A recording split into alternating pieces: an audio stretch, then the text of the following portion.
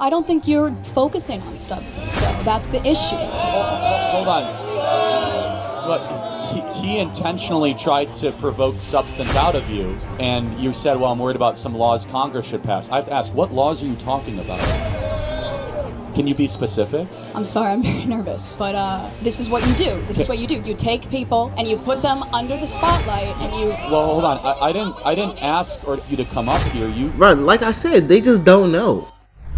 Proud of yourself for debating college kids who are unprepared to speak in front of an audience like yourself. Hold on. You're 30 years old. We can agree you're 30 years old, right? Do you think that's a little bit silly? Are you a voter? I am a voter. I'm a registered voter. I vote and you vote. So I'm talking to voters of this country that will determine the future of Western civilization. Why do college students act like they're children? Like, when you're in college, that's the bridge from childhood to adulthood. You are literally an adult. But, you know, let's just call it the bridge. You get paid, or you have scholarships. You have incentives to literally learn. You're here. There's no other reason to be in college. You're here just to learn. They created an entire environment where you don't have to face any outside interaction from people unless they're on your campus, where you can just go and have your own curated social life just to learn. And you're acting like college students are just helpless little kids. That's not the case. If anything, I would even argue this. If anything, college students should be more prepared, more educated than the mass public. They should be more educated because other people have to go to work every day. They're actually doing work, like 8 hours a day, 40-hour work weeks minimum, and you are in class learning information. You should know so much stuff that when someone comes to debate you, you should easily just understand or easily be able to defend your claim. That's what I'm doing here today. Yeah? Wait, hold on. How is it any different than a professor talking to you? Than a professor talking to you? Who are you? Well, important enough for you to come up to a microphone.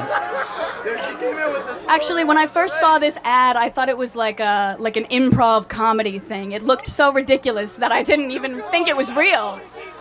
Well, no, you could see. Look how popular Trump is on your campus. How does that make you feel? That's not comedy. That is a 5-alarm fire for Kamala Harris, because she's probably going to lose Pennsylvania. Look. But no, I just want to be clear. Is there something wrong with talking to voters? No, there's nothing wrong with talking to voters. Well, that's what we're doing here today. It's an open mic. I think that you push a dangerous agenda. Such as? Your stance on abortion rights, for example. Here we go. Okay, so let me ask a question. What is your name? Jean. Jean, and what is your understanding of the current Republican Party's stance on federal intervention in abortion? Well, I know that they want to bring it back to the states, right? So it sounds like you do know that the Republican Party's current stance on abortion is they're against a federal ban on abortion. I do understand that, and we're talking about a presidential election as the important election that we're talking about here. I understand that, yes. Great. So, again, I think this open dialogue is great. I think it's great you're here challenging Charlie, and I think it's great that he's willing to travel campuses across this country to talk to the next generation.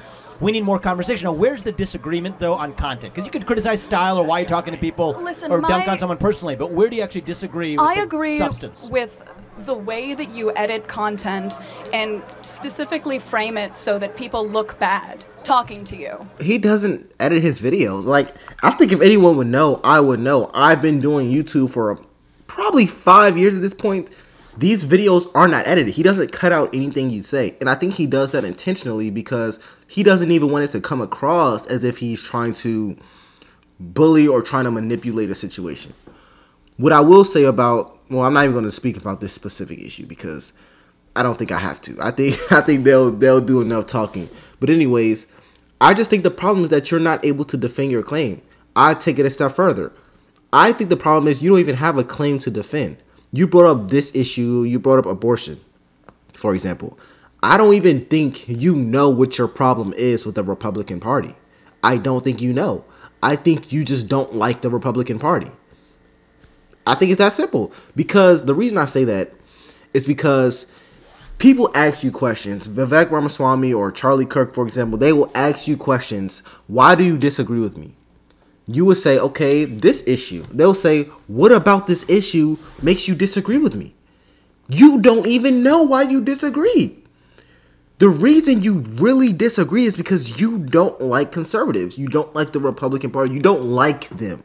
They don't make you feel good. And it's fine if you believe that. But just be honest. I just don't like you.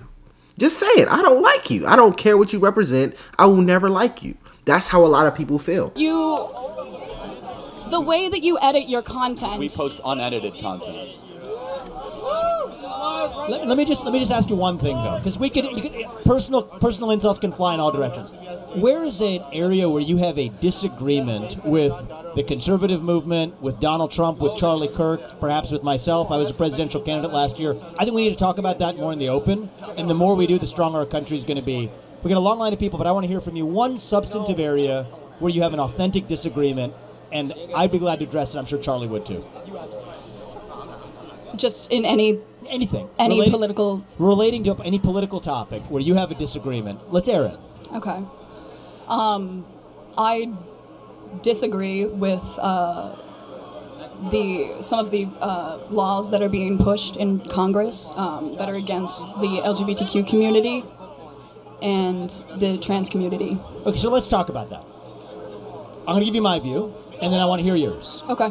My view is that if you're a fully grown adult, 18 or above, you're free to live how you want, dress how you want, marry who you want if you want, if you're over the age of 18. I agree. But you are not free to indoctrinate children in schools who are not yet of the age of consent. You are not free, just as you're a 17-year-old or a 15-year-old can't get a tattoo on their own, I don't think that you should be able to go or until the age of 18. And so the lines that I draw here is that men are free to claim to be women and swim in swimming pools. You're not free to claim trophies in a women's sports competition. You're not free to enter a women's locker room. You're not free to change a language. And you're not free to actually indoctrinate our children who are under the age of 5 in schools. Do we agree on the fact that adults should be able to live freely while still treating children differently? If so, we're on the same side of this issue. Listen, I agree with the majority of what you said. However, I don't think that you're understanding the implications of the laws that are trying to be passed. Look, we got a head start in the conversation. We got a long line behind you. But my only ask is, forget the personal attacks or the stylistic attacks. Focus on substance. The more we debate that, the stronger we're going to be as a country. Thank you for coming. Thank you. I don't think you're focusing on substance, though. That's the issue. Hold on. Look, he intentionally tried to provoke substance out of you, and you said, well, I'm worried about some laws Congress should pass. I have to ask, what laws are you talking about? Can you be specific? I'm sorry, I'm very nervous, but this is what you do. This is what you do. You take people and you put them under the spotlight, and you. Well, hold on. I didn't ask you to come up here. You voluntarily came. So right, like I said, they just don't know. And I've been doing a lot of these videos. I know when someone doesn't know what they're talking about. I know you don't have any real quarrels with them.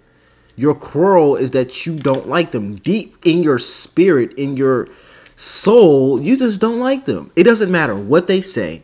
It doesn't matter what they do. It doesn't matter what they represent. They can represent your absolute best interest, and you still will not like them. You still will not vote in the same regards as them. You'll still go against them. And that's the problem I see in this country. A lot of people don't even know why they vote the way they vote. They don't even know why they like what they like. And I'm talking about on both sides. You have no idea why you represent what you represent. You just know that you're on team A when you have to go against team B. Or you're on team B and you have to go against team A. It's dumb. We're all on the same team. We're all Americans.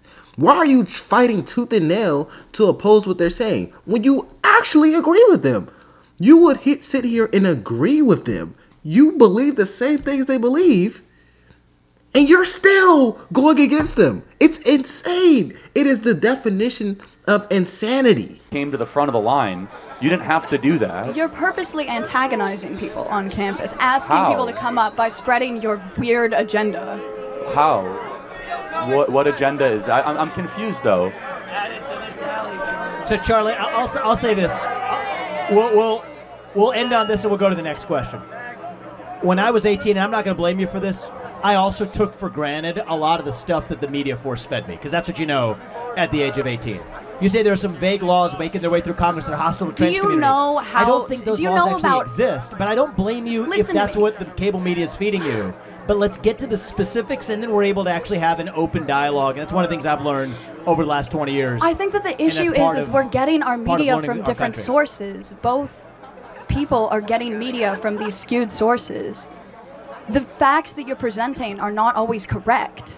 And that's why we're here with no TV screens between us. So people who have policy-based substantive disagreements, we invite those. I think that's how we're going to get our country back. And as it relates to trans, which you brought up, 18 or above, you're free to live how you want. You're not free to force that onto somebody else, or especially kids. And if we agree on that, we make some progress. Yeah, this is a crazy debate. I think she represents a good majority of people who don't know why they support what they support. And if you're brave enough to walk up there, kudos to you.